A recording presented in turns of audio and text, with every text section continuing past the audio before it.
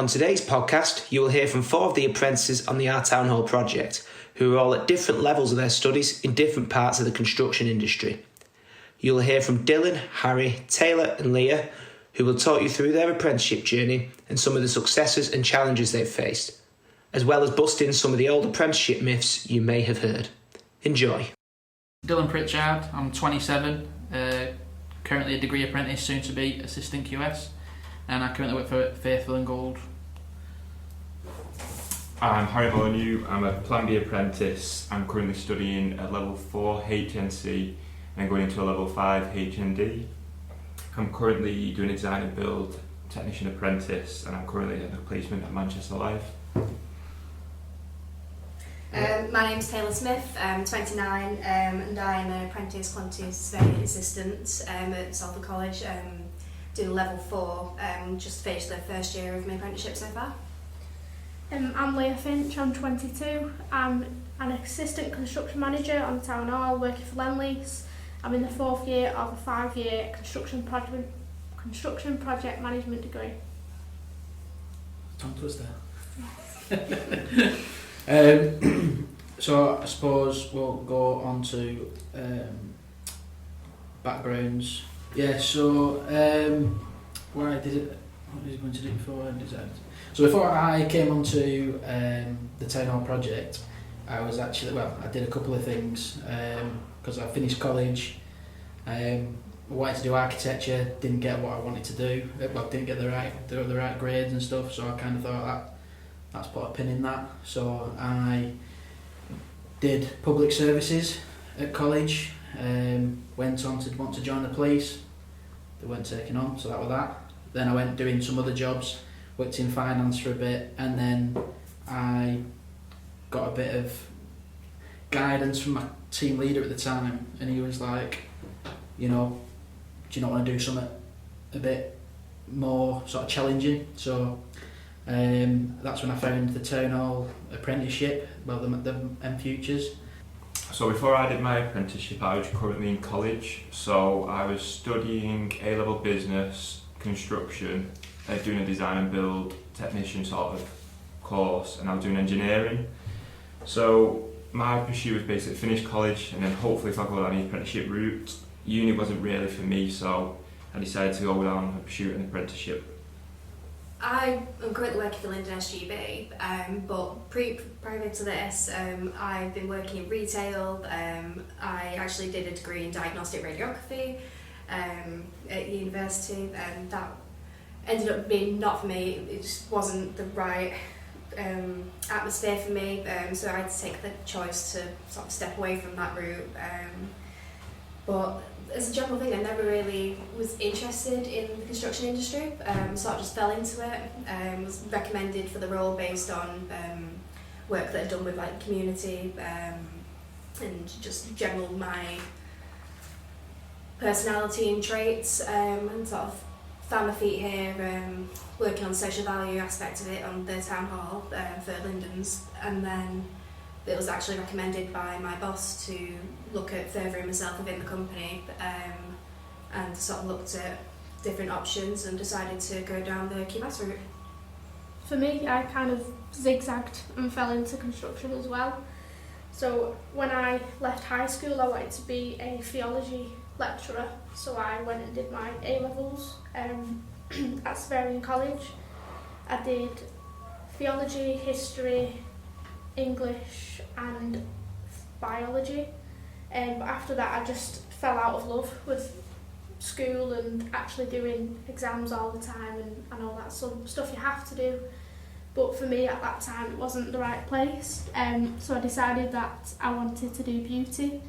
So I started an apprenticeship doing a level 2, moving on to my level 3 in beauty therapy, worked in a salon for 3 years and just realised that I wasn't pushing myself to where I wanted to be. I could do so much more. So I just went on the government website, looked for apprenticeships because I knew that was a good role to do it. You're earning qualifications, earning money while you're doing your learning. So I looked on there, applied for quite a few, got an interview, and it just happened to be at the Town Hall. I didn't realise the extent of the work I'll be going into I didn't realise how much responsibility I'd have. I just thought it'd be in an office doing office work, but it was completely different, and now I'm assistant construction managing on the project. Can I ask a follow-up question? With you're sort of the exception here, Harry, but you three have all sort of like I say zigzagged back and forth in one career. The other finally settled in one in construction. Now you're working in construction, having tried other things, are you all certain that this is definitely the right thing for you? I don't think I could do anything else. Yeah. I kind of, for me personally, like I jumped into this and obviously did the sort of round robin, did the rotations, and even doing all of them, even the ones that I didn't really think were me, I still enjoyed them. So like there were bits where I was like, so like for example, I might have done project management. I wanted to get the most out of it, so I went in with that mindset. Even if I didn't like it, I still enjoyed being in that environment and being in construction and working on things like the town hall and other things that I was doing at the time.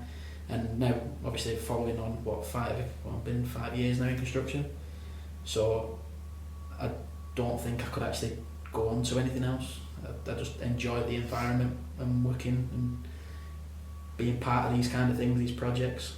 Yeah. Is it one of you two maybe answer? Well, is it like the variety of the industry? Yeah, Yeah, definitely. So I've only been in the construction industry less than 2 years. It'll be 2 years in October. But so many opportunities have presented themselves before me. Like I said, I came on originally to do social values, and then obviously I was told, well not told, but sort of encouraged to further myself regarding like business needs and whatnot. And then now moving on into like the parent business, into brand, doing further roles there. It's once again something completely new, and it's so varied, and it's always keeps you on your toes. But it's quite easy to get on with people as well. I feel like we're very down to earth as people in the construction industry, from my experiences anyway. I'm not sure if it's different views, but I'm enjoying it quite a lot so far, and just like the broad spectrum of roles that there are in the industry. The same for yourself, Leah? Yeah, I'm the type of person that gets bored very easily. If I'm doing the same thing day in, day out, it's like when I worked at the salon, you're doing different treatments as such, but it's still the same thing. It's that 9 to 5 draining job. Whereas here, you come on and you know what you got to do for the day, and it's completely different to what you did yesterday, completely different to what you did last month. There's new things to look at, new things to do, new people to meet. There's always something new, there's always something coming up to challenge you, so every day is not the same day. I think that's sort of mine, because I get bored very easily doing stuff, and in every job I ended up like getting to a certain point, sort of prior to construction, I was getting to a certain point in that area, wanting to push for higher things, but I couldn't get through that door. So then I was just bored because I was just stuck in a rut. Yeah, that was me working retail, because I was shift leader at one point for a bit, and it's interesting when you first get in there, and obviously each shift was different, but then you just sort of get bored of doing the same things but in different... It just flatlines, doesn't it? There's no peaks and troughs, it just flatlines. Yeah.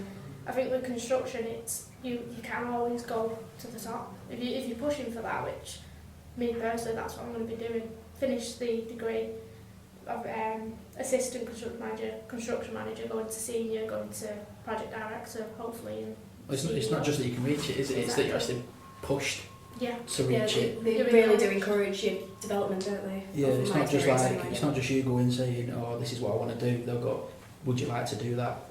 Is that what you want to do? Shall we get you into them circles and push you to do that? Do you want to go to do this or whatever?" Yeah, there's the companies in the industry it's future-proofing themselves as well. So obviously they know they're going to have that need in the future, or like they need to start getting people trained, ready for other people retiring or whatnot. For the training gap. Yeah, exactly. Can I also add this? With the apprenticeships, with the training, the pushing you, encouraging you, future-proofing, the majority of the time, they pay for it all. You don't get yourself in debt. Yeah. For me, that is the best thing about the apprenticeship. It's I'm not coming out with nearly 30 grand of debt at the end of it, Yeah. and I'm getting so much more experiences and so much more qualifications. Yeah, it's one of them, You're in your first year, Harry, so you kind of speaking with varying levels of experience, but how are you finding it with regards to like the variety and whatnot? Do Do you find that every day is different? Do you find that are you comfortable this is the industry for you? Because I mean, you've studied it and you've seemed like you've been fixed on the construction industry for some time Yeah, now. ever since sort of finishing school, I've always had a mindset to go into construction, so I've sort of been pushed down that route, but I'm sort of glad as well because it excites me. There's always, considering the scheme I'm doing, it's a plan B apprenticeship, so I'm always rotating around companies every 4 months. I'm getting a variety of experience off loads of different people with different experiences, and they just give me loads of different advice which is going to help me for the future, just explaining all sorts of different sort of disciplines that I'm currently studying in, and it just helps me along the way so I have an understanding of everything. Good. Smashing. Next question, I guess. Pretty big one, certainly for listeners anyway. Why did you choose to do an apprenticeship? You might have covered a little bit so far, but why? I suppose the question is why an apprenticeship as opposed to college and traditionally and full-time education? Yeah, I suppose for me, when I did college, I did a BTEC and it was like mainly coursework, and I'm more coursework minded, I think, because I'm not great at exams or in exam conditions, which is why I didn't want to do A-levels the first time.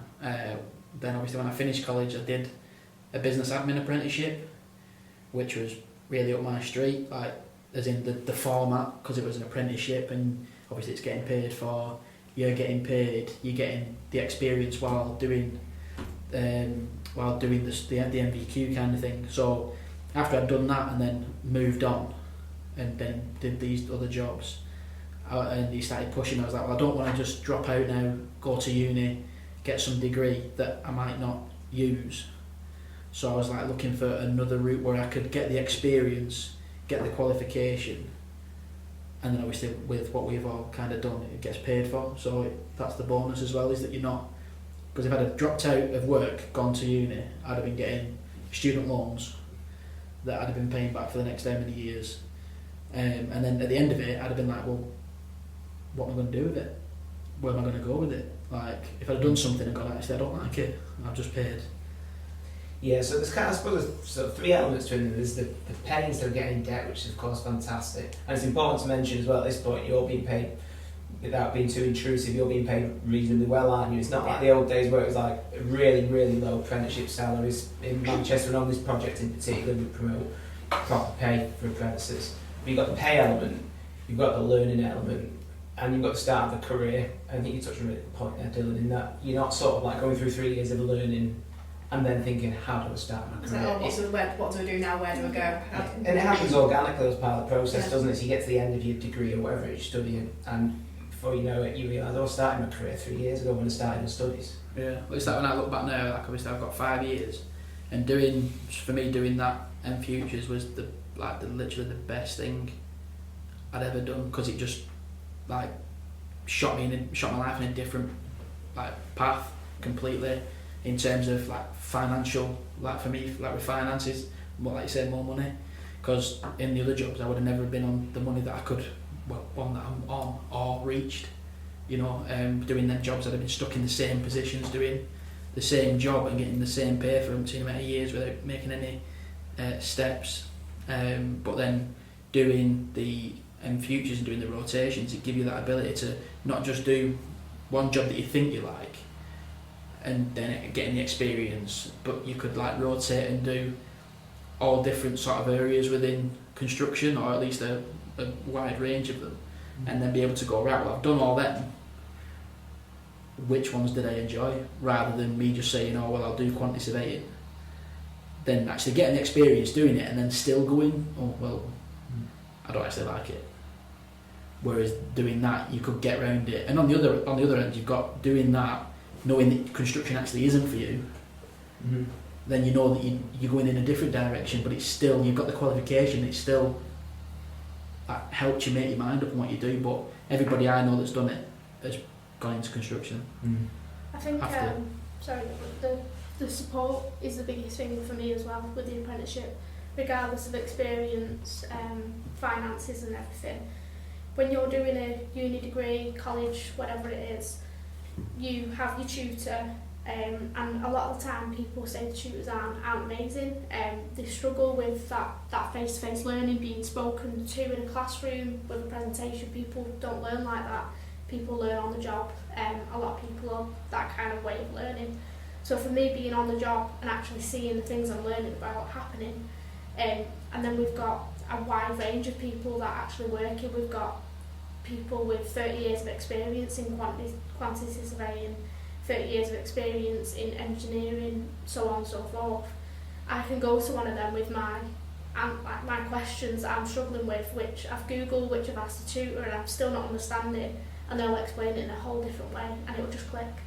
And for me, I reckon by a couple of years of uni I've been doing now, I wouldn't have passed some of the assignments if it worked for the people I'm working with. Yeah, 100%. The amount of times I've gone back to people who I work with because you didn't click when you were doing it in the lecture for whatever reason, because sometimes it does, sometimes it doesn't, and you sat there, you're doing the assignment and you go, I didn't understand that bit, and then I'd go to somebody in the team or even somebody external from my own team, because you're in them circles and you've got them contacts from working in them areas, so it's building that network as well for not only your educational and academic side but professional career. So like even 30 years down the line you've made these connections earlier on. But yeah, I did it a lot of times, going back to them and asking a question because I was just like, it's just not making sense.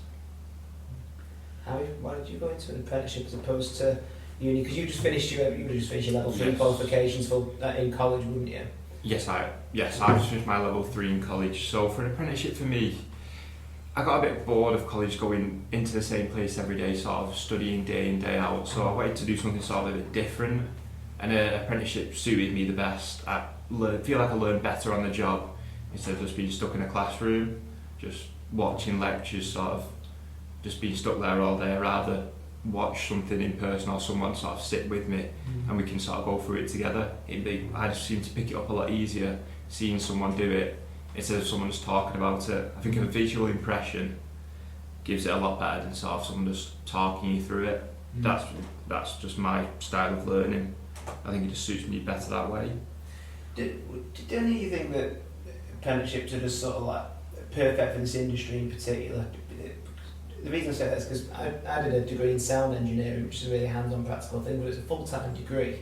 I spent all my time in like recording studios and so on and so forth, but none of it was real work. It was just stuff that I had to do for assignments, and I can't help but sort of reflect and think, well, it would have been really good to do that as an apprenticeship, doing a few days in an actual sound engineering environment and then a little bit of learning on the side. So do you feel like construction's similar in that it's just really conducive to being for apprenticeships rather than for full-time education? Do you know what, I kind of agree and disagree, because I've done a lot of assignments and I've done a lot of college work where it's not what's going on out there.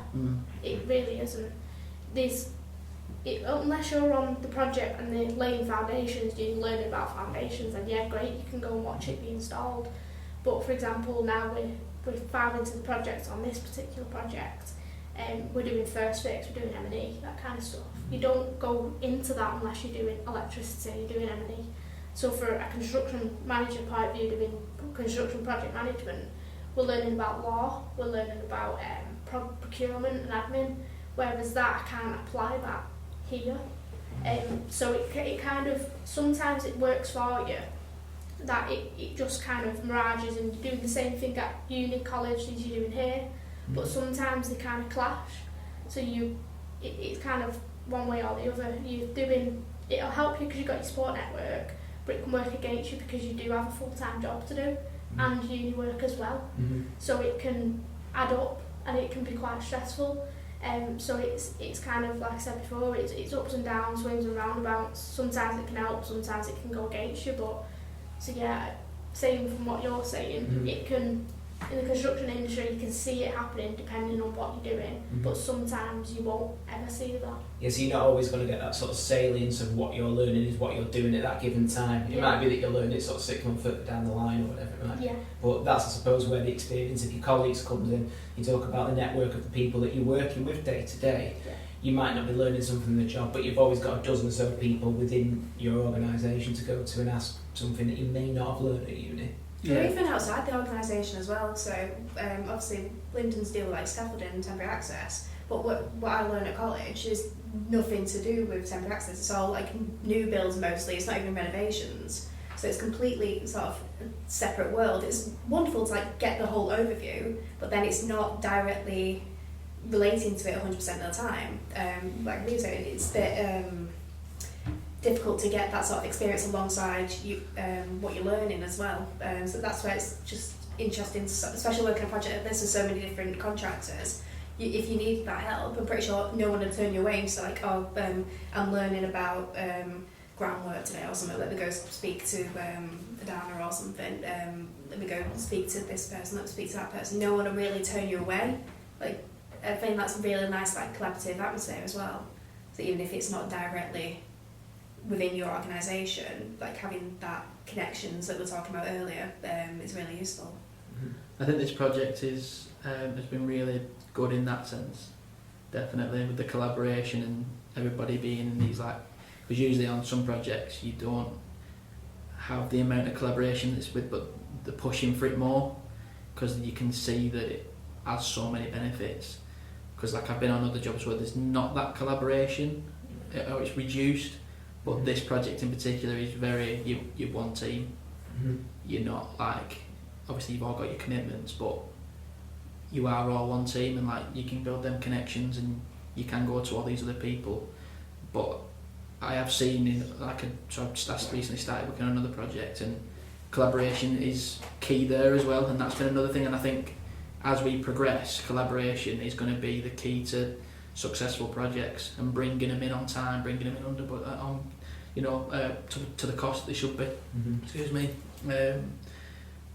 And I think going back to the question about apprenticeships and your sound, I personally think that like I think 90% of jobs should be apprenticeships, because the amount of times where you see people go to uni, they come out and they go, right, okay, well I'll get a job now, but you've got the challenge of one.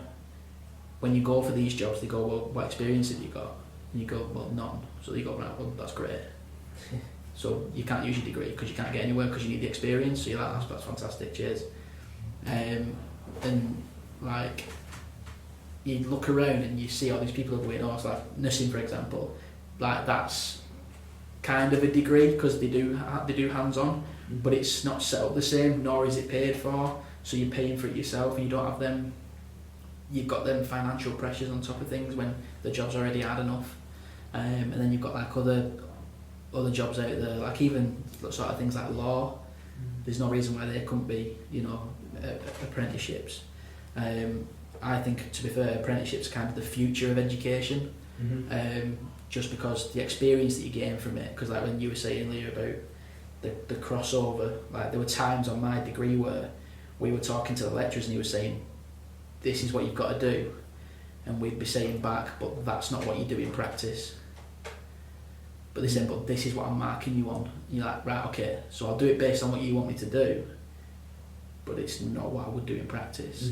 But then there are other times where you'd be going, oh, this is an assignment, you go, that's great, I've done that at work, smash it, winner. Do you know what I mean? And then there was other things where we're doing, like, for me personally, I was doing like contract law, and that was really good because it's kind of contract law isn't really something that changes. Do you know what I mean? Whereas certain processes change in like sort of a quantity surveying anyway. They've changed quite a bit from what they teach, but then there's things like contract law and other things that are really relevant, and you learn a lot which you don't necessarily learn.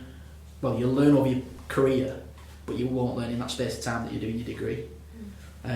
So there is that crossover of like the education being really beneficial. Then your work being really beneficial, but then also the academic side being a bit flawed. But you're still getting experience on site, which is the most important part, really. Yeah, I think it's really important that you touch on the flaws in the apprenticeships, as you say. The flaws will be there in the education regardless, but the point is you can sort of like sort of patch them up as you go along through your work, can't you? You've got the opportunity to learn that it's a flaw. Whereas if you were just in education full time, you'd be hearing these things and you treat them as gospel, wouldn't you? And you won't have opportunity until years down the line to be like, well, maybe that's not the way to work. So, even though it might sound like a negative to look and think, well, I'm learning it wrong, actually it's not. It's the perfect opportunity to learn it wrong, and there's different ways of doing things. And understand the reason why it changed, because you know you're doing it this way, you've then been told to do it that way, and you go, right, now I know why we're doing it this way. It's because it's it's a better process, or it's a better way of doing something. It's like driving test. When you're doing your driving lessons, you've got to check your mirrors 100 times a minute. You've got to do everything so proper and 3-point turn, all the rest. But when you actually start driving, it's not like that at all. Do you feel they'll be on you now? Oh yeah.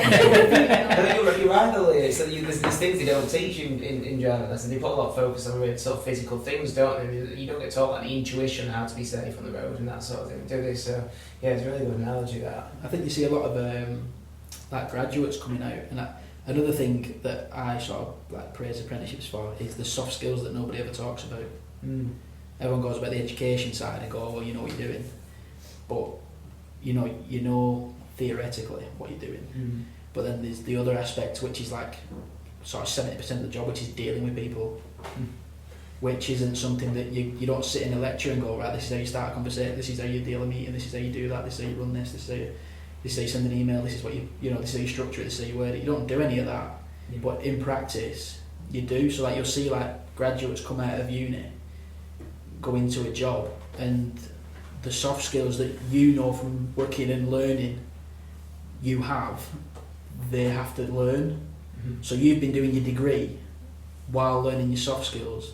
You come out at the end, you've got both, but a graduate comes out with a degree and doesn't have that soft skill or experience. And that's where I think the academic side kind of is flawed in a sense, and that's why I think the apprenticeships are a better route in the grand scheme of things. So with that in mind, let's put this to all four of you. You all finish your degrees, or whatever you're working towards, at apprenticeship, so you've been working throughout it as well. And then a job role comes up that you like. Let's say you go for that job role and you're up against someone who's got the equivalent qualification but through full-time education and not an apprenticeship.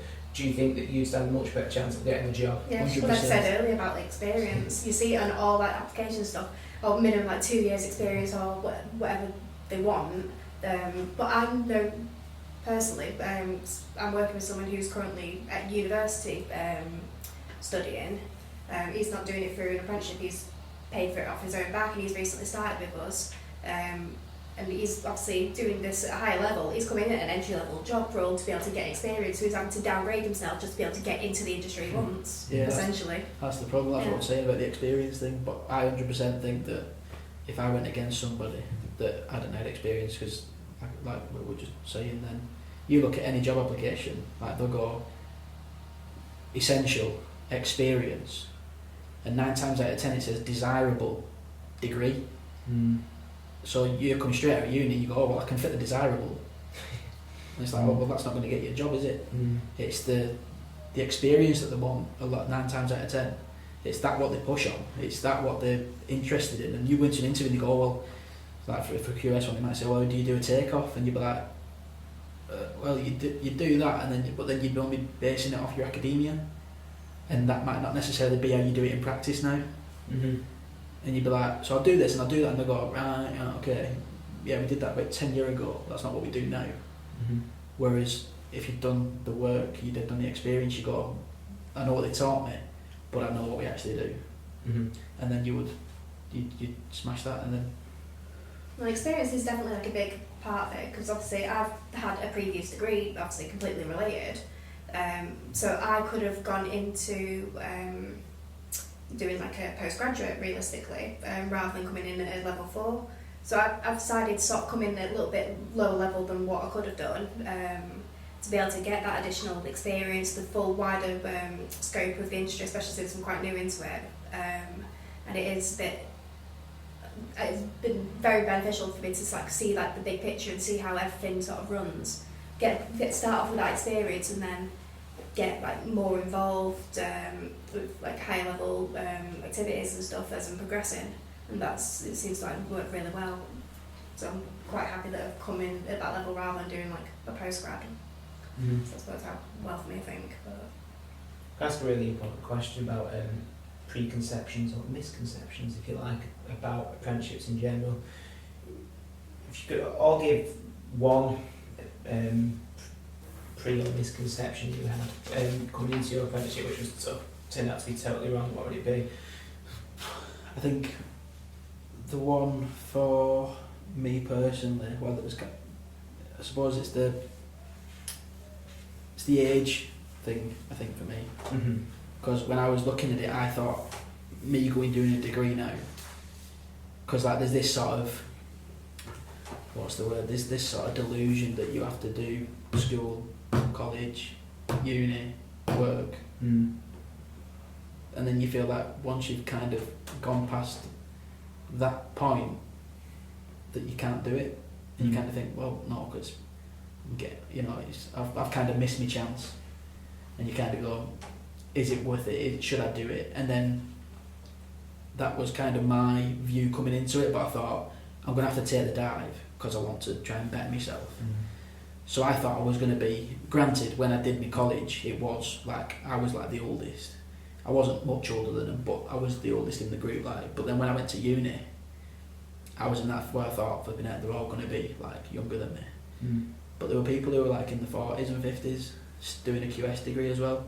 And you kind of start thinking about it and go, well, you actually, age doesn't matter. If you want to benefit yourself, whether you're 40, 50, knock yourself out, go back and do it and try again. And if you want to challenge yourself again, that age doesn't actually matter, because that's been sort of the big eye opener for me, because I kind of thought that, because you look at it and you go, well, for me I was saying, all right, well, 2 years, when I started I think I was 23 I think, and I was like, 2 years I'll be 25, and then I was looking at all my mates who were 25, and I was like, where are they? And I was like, where am I going to be? And you're constantly like trying to compare yourself, and it's like you've got to separate your mind from what everybody else is doing and just focus on yourself. And so I was like, right, so I'll be 25, then I've got to do a degree for 3 years, I'll be 28, and then I've got to do my professional membership, I'll be 30, and it's like, but then you're looking at everybody else and they're going, well, these are all like 25 when they jumped into work and started smarting. You're like, am I behind?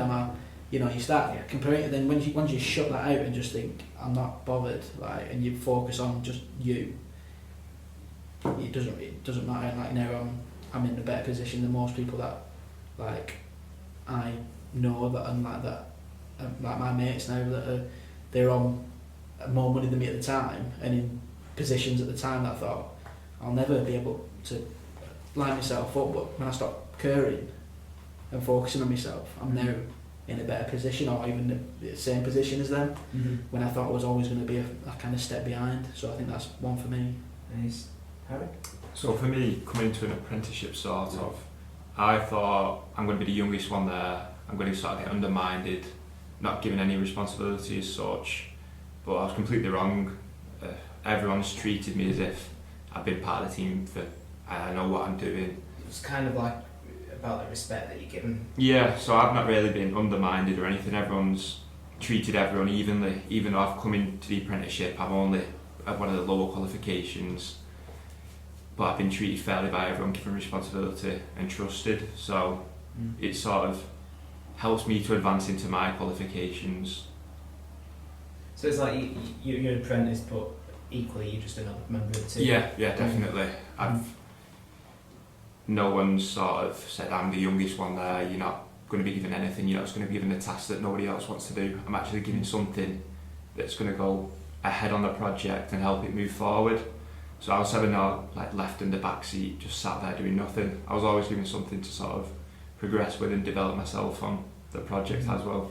I think that's quite funny you should say that, because when you started working with F&G, when you first started, everyone was like so impressed with how quickly he like took to things, and like people started giving him more stuff, and he got to the point where people would rather give him stuff, because like there's like this sort of delusion that apprentices can't be trusted to, they can't do these responsible jobs and they're a bit too serious. But we were giving him stuff that were like what we were doing at the time, but like obviously there's like 3 or 4 even sort of senior members were giving him what to do.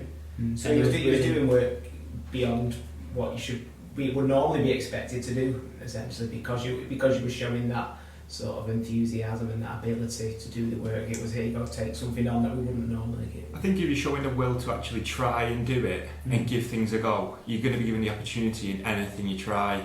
It's like facilitating your own development. Like if you show that you gotta do it, that you are capable of doing it, you gotta get more opportunities. Definitely. Then there's once again more opportunities to be able to show yourself, prove yourself, and it's sort of that climbing that sort of accumulating that experience and that responsibility.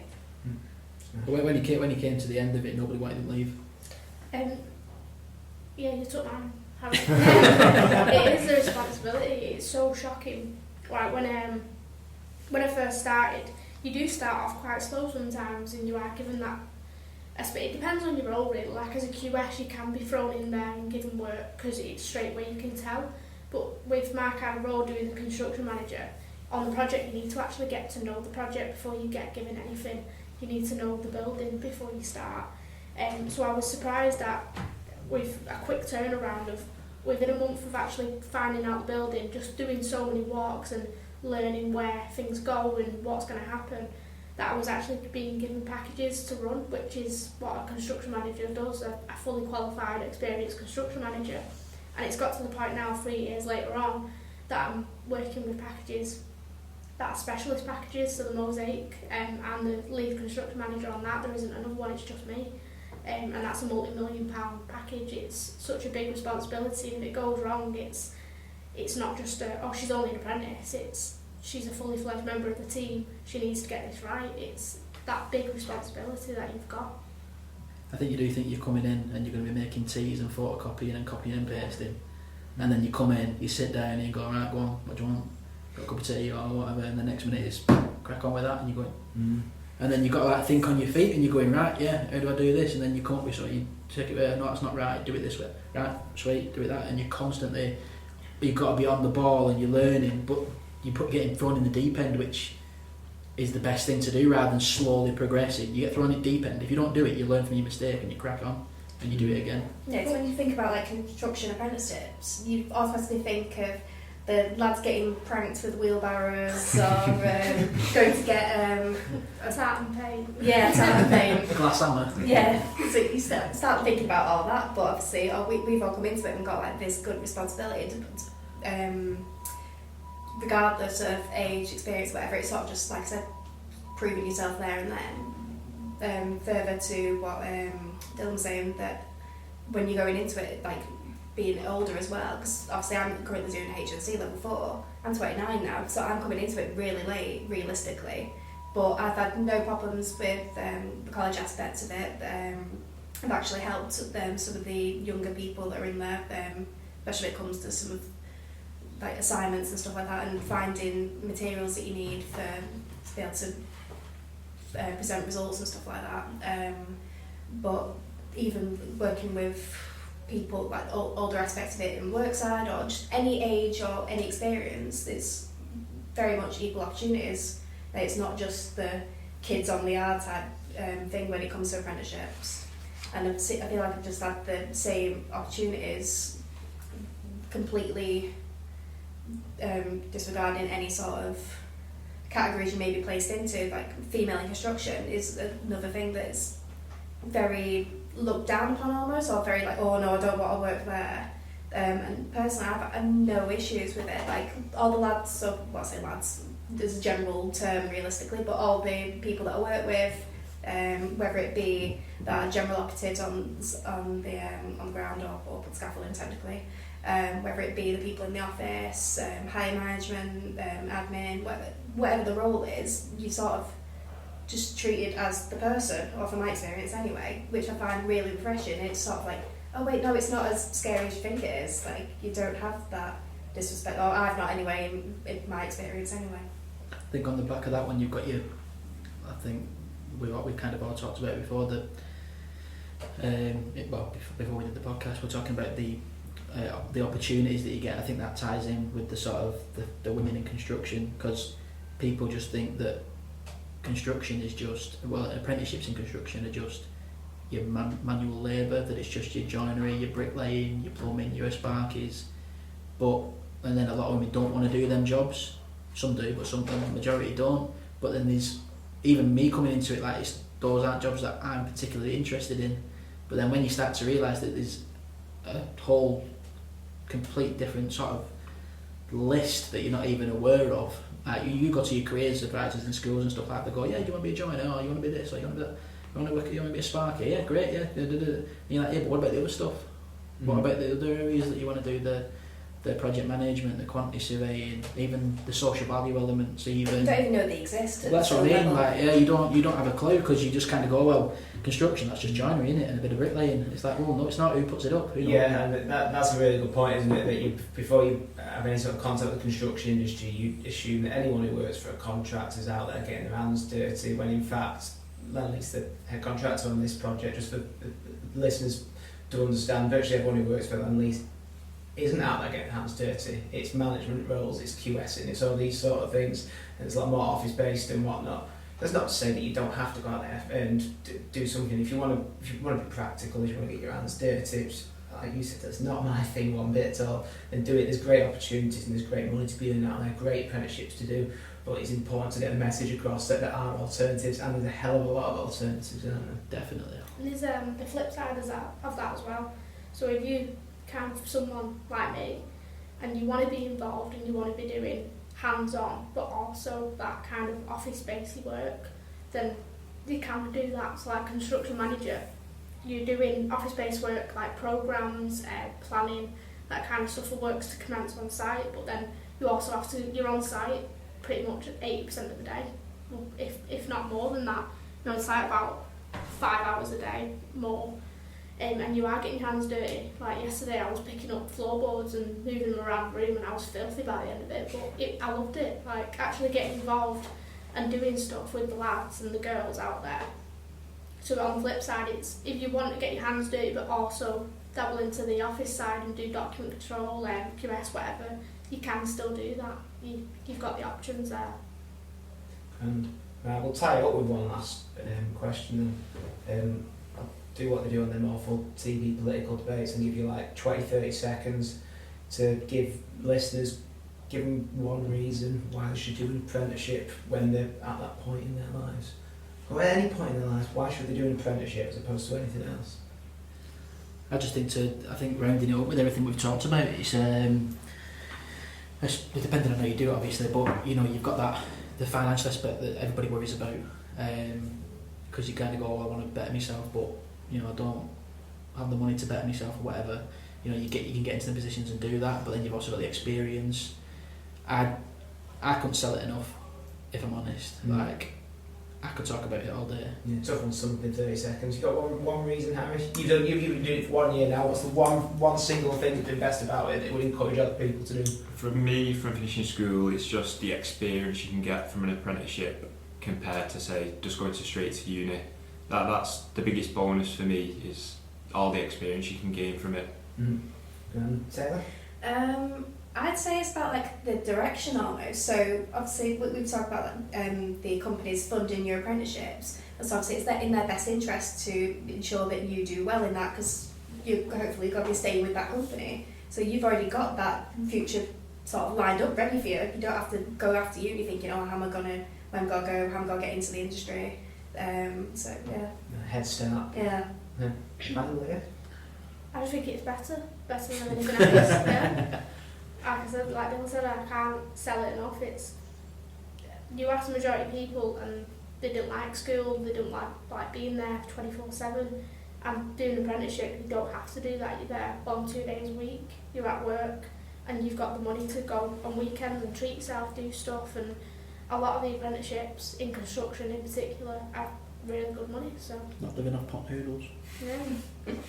Yeah, that's the big one, isn't it? No pot noodles, no debt, paying it back for an eternity and so forth. You tell me what part of that doesn't sound great.